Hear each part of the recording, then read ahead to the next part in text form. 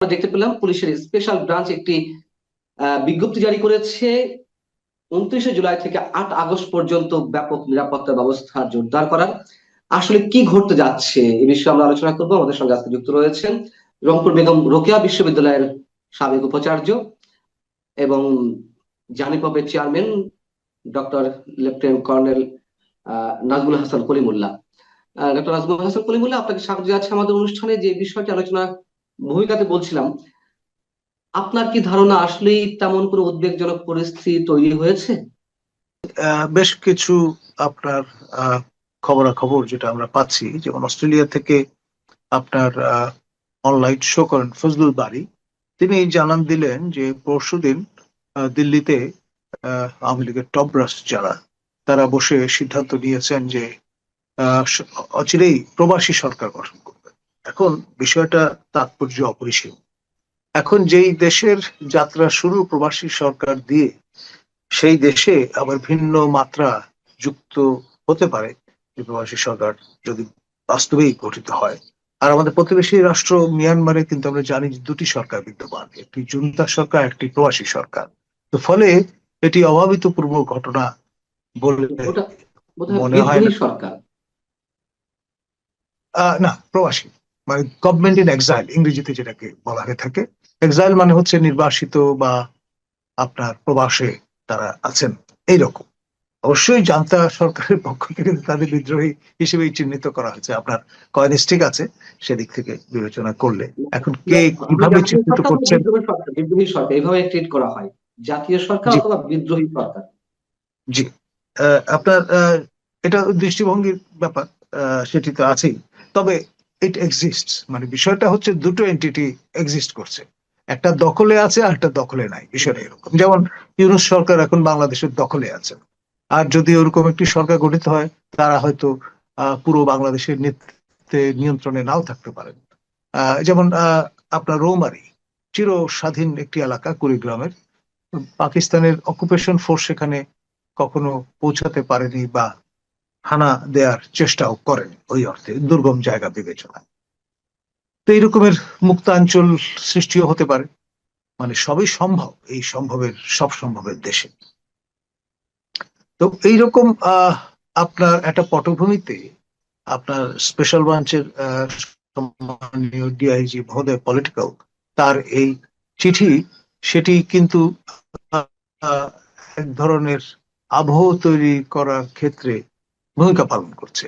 যেমন নির্দেশনা পরিষ্কার বলা আছে, মোটরসাইকেল, মাইক্রোবাস কিংবা অন্যান্য যানবাহন তল্লাশির জন্য তাগাদা প্রদান করা হয়েছে। গণ ভাবে আপনার নজরদারি বাড়ানো, এবং সেই সঙ্গে আপনার যেটা গ্রেফতারি পরোয়ানা আছে সেগুলো তামিল করা।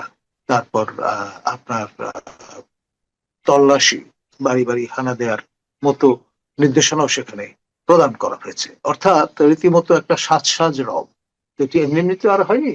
ওই ধরনের ফজলুল বারী মহোদয় যে ইঙ্গিতটা করেছেন, তার সূত্র ধরে হয়তো আগাম জরুরি এই ব্যবস্থা নিই। আর এর পাশাপাশি আপনি জানেন যে আপনার বৈষম্য বিরোধী যে ছাত্রদের এন্টিটি আছে, তারা জানান দিয়েছেন 1 তারিখে তারা জুলাই সনদ ঘোষণার জন্য চাপ সৃষ্টি করার চিন্তা থেকে শাহবাগে তারা সমবেত হবেন, গণজমায়েত করবেন। আবার 3 তারিখে আগে থেকেই বলা আছে যে জুলাই সনদ হাজির করা হবে। আবার কোন কোন নেতা ন্যাশনাল সিটিজেন্স পার্টির, তারা বলবার চেষ্টা করছেন যে যেই সনদের খসড়া হাজির করা হয়েছে সরকারের পক্ষ থেকে, সেটি তারা মানবেন না বা সেটা স্বাক্ষর করবেন না, এরকম প্রত্যয় ব্যক্ত করা হয়েছে। আবার এখানে মুক্তিযুদ্ধের পক্ষের যে শক্তি, তারাও কিন্তু বসে নেই। তারা তাদের মতো করে প্রিপারেশন নিচ্ছেন যে অবস্থা বুঝে ব্যবস্থা। অর্থাৎ যদি দেখা যায় যে আপনার এমন একটি সনদ হাজির করা হলো যেটি আপনার মুক্তিযুদ্ধের চেতনা বিরোধী, তাহলে তারা রিয়াক্ট করবে। এবং আপনার স্টেট উইদিন স্টেট অ্যাক্টররাও গভীর মনোযোগের সঙ্গে অনুধাবন করবার চেষ্টা করছেন যে কোথায় কি হচ্ছে না হচ্ছে। যেমন কোন কোন সূত্র থেকে বলা হচ্ছে যে যারা ক্ষমতা হারিয়েছেন তাদের উদ্যোগে আপনার প্রশিক্ষণ প্রদান কর্মসূচি শুরু হয়েছে তাদের নেতা কর্মীদের, তারা যাতে অ্যাকশনে যেতে পারেন। আবার আপনার কেউ কেউ আশঙ্কা করছেন যে 75-এর পট পরিবর্তনের পর আমরা দেখেছিলাম বঙ্গবীর কাদের সিদ্দিকী এবং প্রয়াত মোস্তফা হোসেন মন্টুর মতো নেতৃবৃন্দ তারা অস্ত্র হাতে তুলে নিয়েছিলেন এবং বঙ্গবন্ধু পরবর্তী সরকারকে প্রতিরোধ করবার চেষ্টা করেছিলেন। সেরকমের একটা অ্যাটেম্পটে অনেকে আশঙ্কা করছেন। এই প্রক্রিয়া যদি শুরু হয়, ধরুন যে প্রশিক্ষণ কর্মসূচির কথা শোনা যাচ্ছে, সেখানে কিভাবে হিট অ্যান্ড রান অ্যাপ্রোচে গেরিলা যুদ্ধ কায়দায় আপনার প্রতিষ্ঠিত সরকারকে বিরক্ত করা যায়, সেই রকমের প্রশিক্ষণাদিও নাকি প্রদান করা হচ্ছে। তো সব মিলিয়ে যে টানা প্রায় 11 মাসের বেশি সময় ইউনূস শাহী যে হুকুমত জারি করেছিলেন, for the first time seriously সেটি চ্যালেঞ্জের সম্মুখীন হতে চলেছে। এবং সেটা যদি হয় তাহলে ডিজুরও একটা আপনার পরিস্থিতি যেটি সরকারের অনুকূল নয় সেরকম পরিস্থিতি তৈরি হয়ে যেতে পারে। এবং সেখানে আন্তর্জাতিক সম্প্রদায়ের পক্ষ থেকে নানামুখী আপনার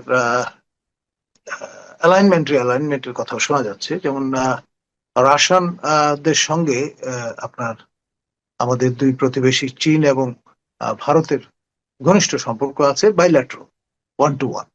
এবং সেই কারণে তারা এই দুই রাশিয়ার বন্ধু দেশের যে ডিফারেন্স অফ ওপিনিয়ন আছে বিভিন্ন ইস্যুতে বা সীমান্ত নিয়ে যে বিরোধ আছে, সেগুলো স্যাটাসাইড করে বাংলাদেশ বিষয়টি মাথায় রেখে, যেহেতু এটা তাদের ব্যাকইয়ার্ড উভয়েরই, ভারত এবং চীনের, এখানে যাতে 7 সমুদ্র 13 নদীর ওই পার থেকে এসে কেউ ছড়ি ঘোরাতে না পারে, সে ব্যাপারে একটা আন্ডারস্ট্যান্ডিং এর কথা শোনা যাচ্ছে।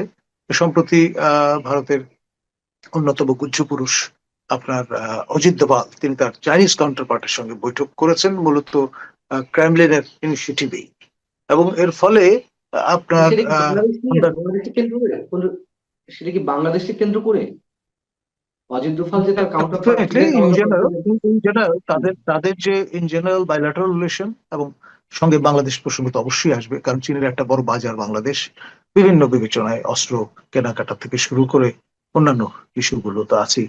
আর ভারতের জন্য তো এটা নিকটতম প্রতিবেশী দেশ, এবং সকল অর্থেই বাংলাদেশ ভারতের সম্পর্ক ঐতিহাসিক ভিত্তির উপর দাঁড়ানো। এবং আপনার সরকার ভারত সমর্থক বা ভারত বিরোধী যে রকমই হন না কেন, সেই ধরনের যে প্রকৃতির সরকারি ক্ষমতায় থাকুক না কেন বাংলাদেশে, তাদের শিখতে হয় হাউ টু কোপ with India, how to live with India. এটাই হচ্ছে রিয়ালিটি। আমার প্রশ্ন হচ্ছে যে প্রবাসী সরকার গঠন করা নিয়ে একটা গুঞ্জন অনেক আগে থেকেই শোনা যাচ্ছে, কিন্তু কেন প্রবাসী সরকার গঠন করা হবে? বাংলাদেশ কি এই মুহূর্তে পুরোপুরি যুদ্ধরত অবস্থায় আছে? দেখুন, এটার নতুন ফেজ। আমি তো বললাম প্রথমে they were on the run, তারপরে রিগ্রুপড হয়েছে। রিগ্রুপড হওয়ার পরে আপনার 5 আগস্ট 2024-এ যে অবস্থায় তারা ছিলেন, একেবারে ডিপ সুপে, ডিপ ক্রাইসিসে, সেই জায়গাটা কিন্তু অনেকটা কাটিয়ে উঠেছেন তারা। আর যে ব্যাপারটা সেটি হচ্ছে জাতীয় আন্তর্জাতিক ভাবে যে সরকারটি বর্তমানে বাংলাদেশে ক্ষমতা অধিষ্ঠিত, তাদের নানান রকম ইমেজ সংকট দেখা দিয়েছে। তারা অবস্থাটা লেজে গোবরে করে ফেলেছেন। জনগণের যে গগনচুম্বী প্রত্যাশা, সেটা অনেকটা ড্যাশড। তো এই ডিসঅ্যাটিসফ্যাকশনটা কাজে লাগিয়ে তারা তাদের মতো করে ডিভিডেন্ড নেওয়ার চেষ্টা করবেন, এটাই তো স্বাভাবিক। আর ক্ষমতা তো চিরস্থায়ী নয়, এটা একটা সেকেন্ড ইন্টারিম গভর্নমেন্ট। তো ফলে এটাও তার স্যাচুরেশন পয়েন্টে প্রায় পৌঁছে গেছে বলা যায়। কিন্তু 16ই জুলাই গোপালগঞ্জে যে রণক্ষেত্র সৃষ্টি হলো, সেইখানে আমরা দেখেছি আওয়ামী লীগ যথেষ্ট নেতা কর্মী তারা তাদের অবস্থান জানান দিতে পেরেছিল, কিন্তু সারা দেশে অবস্থাটা কি তেমন? আমি যদি একটা এক্সাম্পল দিই, 16 তারিখে পরে সম্ভবত 18 তারিখে একটা হরতাল ডাকলো আওয়ামী লীগ। আমরা কিন্তু সেই হরতালের কোনো কর্মসূচি বা দৃশ্যমান কোনো অ্যাক্টিভিটিস তাদের দেখলাম না। তাহলে আমরা কিভাবে আশা করতে পারি যে তারা প্রশিক্ষণ নিচ্ছে, গেরিলা আক্রমণ করবে? এই ধরনের ঘটনা কি তাহলে গুজব আকারেই ছড়াচ্ছে, নাকি বাস্তব ভিত্তি কিছু আছে যা আমরা বিগত দিনে দেখছি আওয়ামী লীগের অ্যাক্টিভিটিস অন্তত রাজপথে?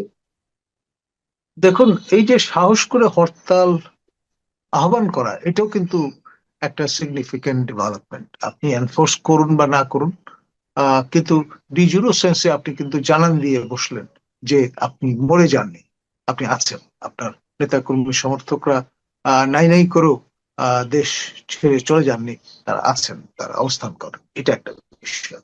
আরেকটি হচ্ছে পিকেটিং।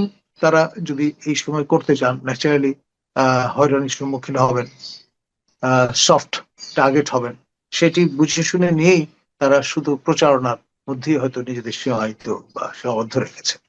আর একবার যখন বিষয়টি চাউর হয়ে যায় যে তারা মরে যায়নি, তারা জীবিত আছে, তাহলে আপনার বিষয়টা আহ একরকম দোতনা বহন করে। যেমন ধরুন, আজকে আমি সকালবেলা চ্যানেল 16 কানাডায় ইসমাইল মহোদয়, তিনি সম্মানীয় অ্যাঙ্কর, তিনি শো করছিলেন। সেখানে অনেক দর্শক শ্রোতা আমাকে জিজ্ঞেস করছিলেন যে মঞ্জুর আলম পান্না মহোদয়কে দুদিন ধরে আমরা দেখছি না, ওনার কি শরীর খারাপ, না আপনার যে অভিযান পরিচালিত হচ্ছে সেখানে তাকে নাকাল করবার চেষ্টা হচ্ছে ইত্যাদি। তা আমি অবাক হইনি, কারণ একেবারে সম্মুখ সারির যে কণ্ঠ যোদ্ধা যে কজন বাংলাদেশে এখন আছেন, অগ্র সেনাপতির ভূমিকা পালন করছেন, তার মধ্যে আপনি অন্যতম। তো ন্যাচারালি আপনাকে নিয়ে শুধু জাতীয় গণ্ডিতেও যে আলোচনা হচ্ছে আছে, আপনি ম্যাটার করেন, সেটা কিন্তু আমি নিজে আজকে অনুভব করলাম। আমার হ্যাটস অফ টু ইউ। আপনি এত একটা নাজুক পরিস্থিতির মধ্যে আপনি যে আপনার কণ্ঠস্বর উচ্চকিত রেখেছেন, সেই জন্যই। এবং আজকে এই অনুষ্ঠানের মধ্য দিয়ে ডেফিনেটলি সবাই অবগত হবেন, জানবেন যে না, you are fine, okay, live and kicking একটা পজিশনে আছে। ধন্যবাদ। না, অবশ্যই নানান ধরনের হুমকির মধ্যে রয়েছি। তবে আসলে একটু অসুস্থ ছিলাম বিধায় দর্শকের সামনে বা আপনাদের সামনে আসতে পারিনি। তো যারা নিশ্চয়ই উদ্বেগের মধ্যে ছিলেন তাদের প্রতি আমার শ্রদ্ধ সালাম। আমার যেটি প্রশ্ন অধ্যাপক কলিমুল্লাহ, সেটি হচ্ছে যে আহ এই যে যে একটি ঘোষণা, আমরা কি এমনটা ধরে নেওয়ার কোনো অবকাশ আছে কিনা যে আওয়ামী লীগের আসলেই তেমন কোনো ধরনের উদ্যোগ নেই, কিন্তু মাঝখান থেকে এই যে অভিযান চলবে, ধরপাকড় চলবে, তার মাঝখান থেকে নিরীহ অনেক মানুষ তাদেরকে নাজেহাল পূর্ণ অবস্থায় পড়তে হবে, তারও তো একটি সম্ভাবনা থাকে নিশ্চয়ই।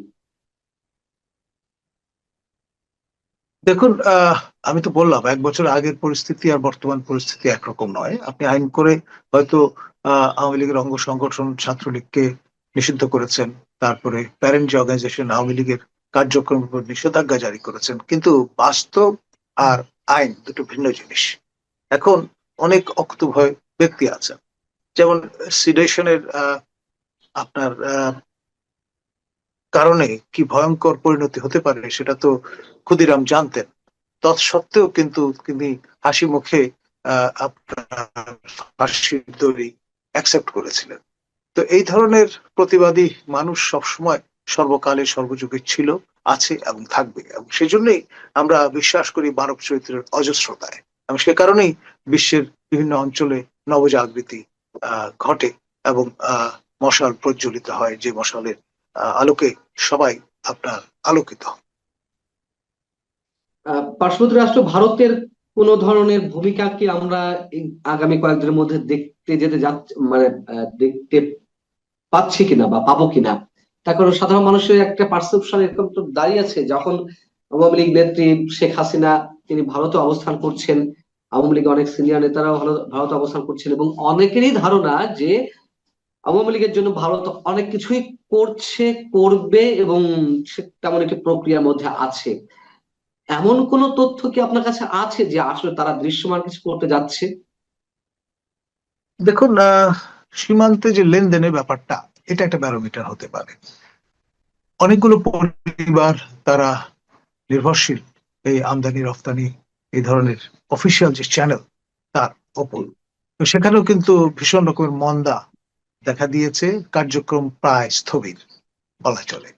তো এটা একটা ইন্ডিকেটর যে ভারতীয়রা ক্রমে ক্রমে তাদের যেই অবস্থানটা সেটা টাইটেন করছে। এবং আপনি তো জানেন অনেকগুলো এমবার্গো ইতিমধ্যে তারা দিয়েছেন।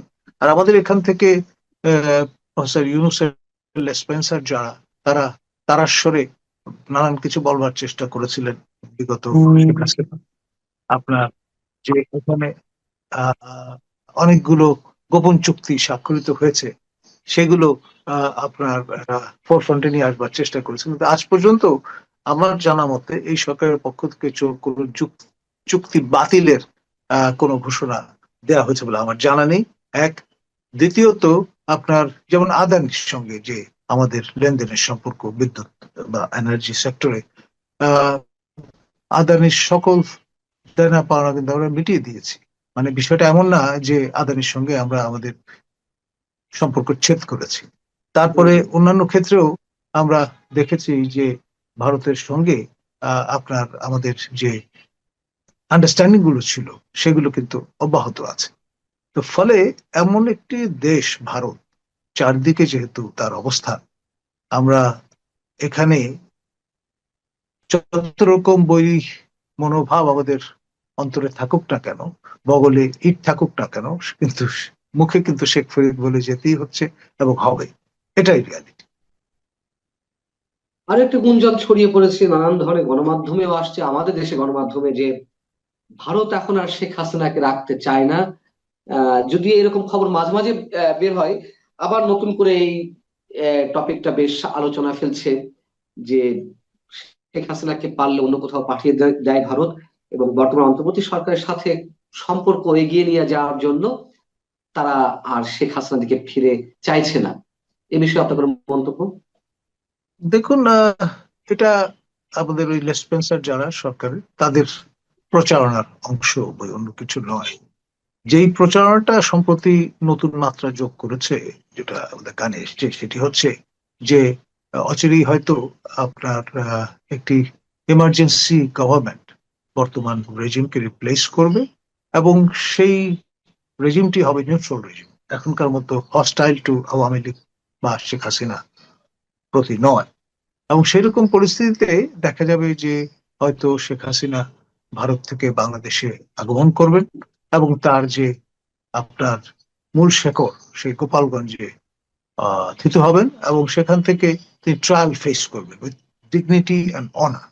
আপনার it's a long run process, হয়তো যতদিন আপনার এই মামলা মোকদ্দমাগুলো যেগুলো রুজু হয়েছে সেগুলো এক্সস্ট করতে সময় লাগবে। আপনি খেয়াল করে দেখেন আমাদের দেশনেত্রী মাননীয় সাবেক প্রধানমন্ত্রী খালেদা জিয়া, তিনি কিন্তু তার সমস্ত এই যে অভিযোগগুলো ছিল, যে মামলাগুলো দায়ের করা হয়েছিল, ফেস করেছেন, এবং আপনার অলমোস্ট এক্সস্টেড বলতে পারেন শারীরিকভাবে, কিন্তু মানসিকভাবে তিনি ছিলেন একেবারে দৃঢ় চেতা, দৃঢ়, এবং সে কারণে সে শব্দেই এই যেই তকমাটি তার আছে যে তিনি আপসীন নেত্রী, সেটি কিন্তু সে শব্দেই এখন পর্যন্ত অটুট আছে। তো সেই রকম একটি দৃঢ়তা কিন্তু শেখ হাসিনারও আছে। আপনি সমালোচনা করতে পারেন, নানান রকম অভিযোগ করতে পারেন, সেটা এক বিষয়। খেয়াল করে দেখেন 111-এর সময় দুই নেত্রীর উপর যে চাপ প্রয়োগ করা হয়েছিল, আহ দেশনেত্রী তো দেশ ছেড়ে যাননি, আর জননেত্রী তিনি কিন্তু সকল ভ্রুকুটি, সকল প্রতিবন্ধকতা উপেক্ষা করে তিনি বাংলাদেশে ফিরে এসেছিলেন ইংল্যান্ড থেকে, এবং আপনার তিনি ফেস করেছিলেন, যা ফেস করাটা সবাই কিন্তু ভেবেছিলেন, কিন্তু অবাক হয়েছিলেন যে কেন ফেস করছে। ওয়ান ইলেভেনের সময়টি আর এখনকার সময়টি নিশ্চয় অনেক পার্থক্য। তা আমি দেখুন, যে প্রশ্ন করতে চাচ্ছি তার আগে একটু জড়িয়ে নিতে চাই। আপনি যে আহ, মানে বক্তব্যটি দিলেন যে শেখ হাসিনা ফিরে আসতে পারেন, একটি জাতীয় মানে জরুরি অবস্থা ঘোষণা করা হতে পারে, তার মধ্য দিয়ে তিনি ফিরে এসে মামলা ফেস করবেন, গোপালগঞ্জে থিত হবেন। আহ, আমার আগ্রহ থেকে আমি একটু জানার চেষ্টা করছি, এটা কি আপনার পারসেপশন, নাকি কোনো ধরনের ইনফরমেশন, নাকি কোনো ধরনের ইকুয়েশন? এটা আমার পারসেপশন নয়, এক। দ্বিতীয়ত, ধরুন আপনি বা আমি, আমরা যারাই টক শো অ্যাটেন্ড করি, আমরা বিভিন্ন সূত্র থেকে নানান রকমের তথ্য উপাত্ত সংগ্রহ করি বা আমাদের কাছে আসে, তার উপর ভিত্তি করে আমরা বিশ্লেষণ হাজির করি। বিষয়টা অনেকটা সেই রকম। আপনার ডেফিনেটলি কেউ যদি নির্বাসনে যান, যেমন ধরুন আয়াতুল্লাহ রুহুল্লাহ খোমেনি, তিনি প্রথমে ইরাকে গিয়েছিলেন, তারপর চলে গিয়েছিলেন ফ্রান্সে, এবং যথারীতি তিনি ফিরে এসেছেন, এবং শেখ হাসিনাও চিরস্থায়ী বন্দোবস্তের একটা আহ ব্যবস্থা করে ভারতের কাছে, এমনটি আমি মনে করি না। এটা খেয়াল করে দেখেন, উইথ ডিগনিটি এন্ড অনার, আমি আবারও বলছি, ওয়াচ মাই লিপস, তিনি উইথ ডিগনিটি এন্ড যদি অনার আমাদেরই বাহনে করে ভারতে গেছেন, এবং সেই বাহনটি নিরাপদে কিন্তু দেশে ফিরে এসেছে তাকে সেখানে পৌঁছে দিয়ে। যদি তাই হয়ে থাকে, হয়তো কোনো একটা জরুরি অবস্থা ঘোষণা করা হলো, তার মধ্যে দিয়ে শেখ হাসিনা ফিরে এলেন, তার নিরাপত্তার বিধানটি কেমন হবে? তিনি কি সেই সাহসটি নিয়ে দেশে ফিরে আসতে পারবেন? তখন একটা অংশের প্রচন্ড ক্ষোভ, বিক্ষোভ তো তার প্রতি রয়েছে, তার দলের প্রতি রয়েছে, যেটা বাস্তবতা আমাদেরকে এখন স্বীকার করতেই হবে।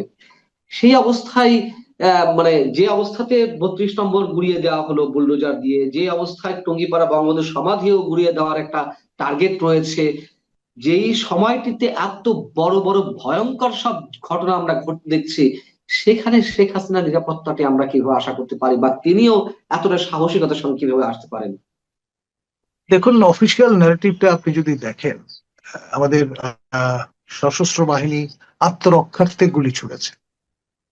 অফিসিয়াল যে স্ট্যাটিস্টিক্স সে অনুসারে 5 জন মৃত্যুবরণ করেছেন। এখন এই যে ন্যারেটিভটা, এটি কেন প্রদান করতে হয়েছে? কারণ হচ্ছে, আপনার গোপালগঞ্জবাসী কিন্তু ওন করে বঙ্গবন্ধু শেখ মুজিবুর রহমানকে এবং তার পরিবারকে এবং তাদের জ্যেষ্ঠ কন্যা শেখ হাসিনাকে, এবং সে কারণেই কিন্তু এরকম একটা রাফ রিসেপশন আপনার এনপিসির কেন্দ্রীয় নেতৃবৃন্দ সম্মুখীন হতে হয়েছে। আর আপনার গিয়েছিলেন বাঘের মতো, ফিরেছেন বেড়ালের মতো, সেটাও কিন্তু আমরা সবাই প্রত্যক্ষ করেছি। আমাদের এই বয়ানগুলো হয়তো অনেকের অপছন্দ হবে, বাট রিয়ালিটি ইজ রিয়ালিটি, সেটা তো জি। স্বীকার করতেই হবে। নির্বাচিত হয়েছিলেন তো সেই জন্যে মানুষ এবং হিউম্যান সাইকোলজি অদ্ভুত, মানে এটা আপনি সাধারণ কোনো হিসাবে মেলাতে পারবেন না। ক্ষমতায় থাকলে একরকম, ক্ষমতার বাইরে চলে গেলে আরেক রকম। অনেক ধন্যবাদ প্রফেসর নাজমুল হাসান কলি বলে আপনাকে আমাদের সঙ্গে যুক্ত থাকার জন্য। দর্শক, শেষ করছি, নিশ্চয়ই উদ্বেগ উৎকণ্ঠা থাকবেই।